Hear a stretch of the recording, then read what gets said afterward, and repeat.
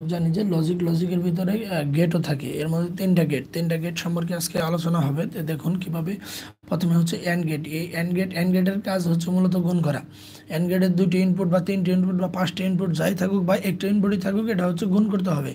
তো অ্যান্ড গেটের কাজ আমরা জানলাম গুণ করা। আর অ্যান্ড গেটের ট্রুথ টেবিলটি দেখুন, তারপরে হচ্ছে এখানে সার্কিট ডায়াগ্রাম আছে। এখন আমরা অ্যান্ড গেটের একটু অ্যান্ড গেটটা একটু ভালো করে আপনাদের দেখাচ্ছি।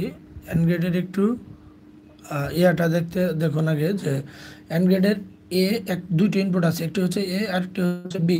তাহলে এতে ওয়ান যখন প্রোভাইড করি, দেখুন এতে আমরা ট্রুথ টেবিলে ইনপুট দিলাম, হ্যাঁ।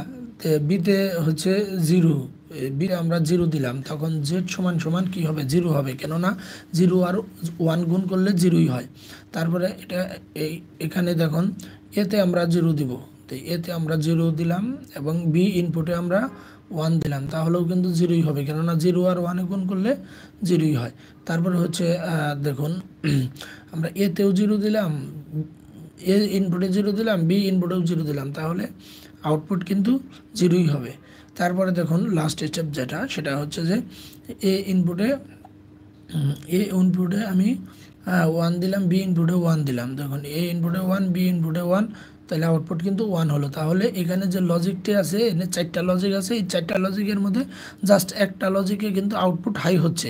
যেহেতু ওয়ান মানে আমরা জানি কি, ওয়ান মানে আউটপুটটি অন হওয়া। এই যে এখানে দেখুন ওয়ান, আমি তো এর আগেই বলেছি যে ডিজিটাল সিস্টেমে দুটি লজিক আছে, এই দুটি লজিকের মধ্যে on, close, high, one, true. তাহলে এই যে ওয়ানটা দেখুন পড়েছে, আমাদের এখানে ওয়ান পড়েছে, তাহলে এই সার্কিটটি এই ওয়ানে এসে অন হয়েছে। এবং এই যে আউটপুট যে জেড, যেগুলো বাকি তিনটা স্টেট কিন্তু জিরো, দেখুন এখানে জিরো আছে, তাহলে জিরোটা হচ্ছে অফের মধ্যে, মানে বন্ধর মধ্যে। তাহলে এই স্টেটের সাইড সিস্টেমে যখন ইনপুট দেওয়া হয়, তখন এক সিস্টেমে আউটপুট পাওয়া যায়, বাকি তিন সিস্টেমে কিন্তু আউটপুট পাওয়া যায় না।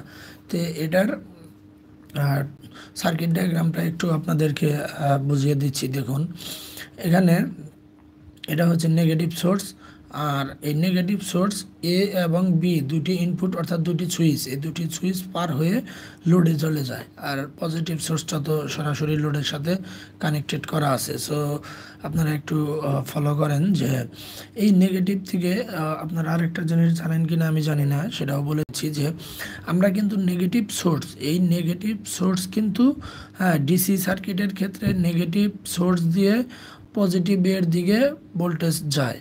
এখন এটা উল্টা হয় হচ্ছে এসি সোর্স কিন্তু ফেজ থেকে নিউট্রালের দিকে যায়, আর ডিসি সোর্স নেগেটিভ থেকে ডিসি পজিটিভের দিকে যায়।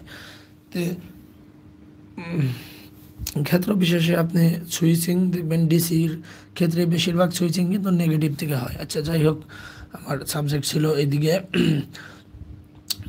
দেখুন এখানে যখন আমি এতে ওয়ান দিচ্ছি, এই যে এটা শর্ট করে দিলাম, তো এতে ওয়ান দিলে এখান থেকে নেগেটিভ সোর্সটা কিন্তু এই পর্যন্ত চলে আসছে। এখন বিতে যখন আমরা জিরো দিলাম, জিরো মানে অফ, সুইচটি অফ করা আছে, তাহলে এই প্রান্ত থেকে এই প্রান্তে আর কিন্তু ভোল্টেজ যেতে পারতেছে না, তাই জন্য লোডটি অফ আছে।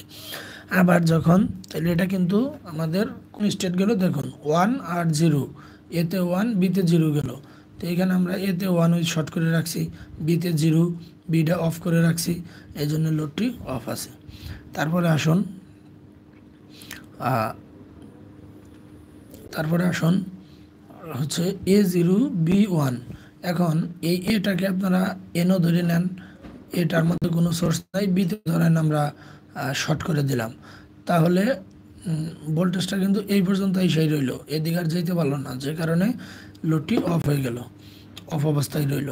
তারপরে আসুন জিরো জিরো দুটাতেই, তার মানে এটাও জিরো এটাও জিরো, তার মানে কি এটাও অফ এটাও অফ, আর লোড আর এদিকে যাইতে পারলো না, লোডটি চলতে পারলো না, লোডটি বন্ধ রইল।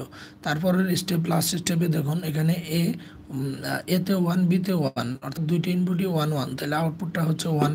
এখন এখানে দেখুন এ ইনপুট ওয়ান দিলাম, বি ইনপুট ওয়ান দিলাম, দুইটা সুইচই অন করলাম, তাহলে লোডটি জ্বলে উঠলো। তো এইভাবে আপনারা এই গেটের কাজগুলো করতে পারবেন, এইভাবে লজিক গেট কাজ করে। তো এটা আমরা জানতে পারলাম। এখন আপনাদেরকে আমি নতুন করে আরেকটি গেটের সাথে পরিচয় করিয়ে দেব।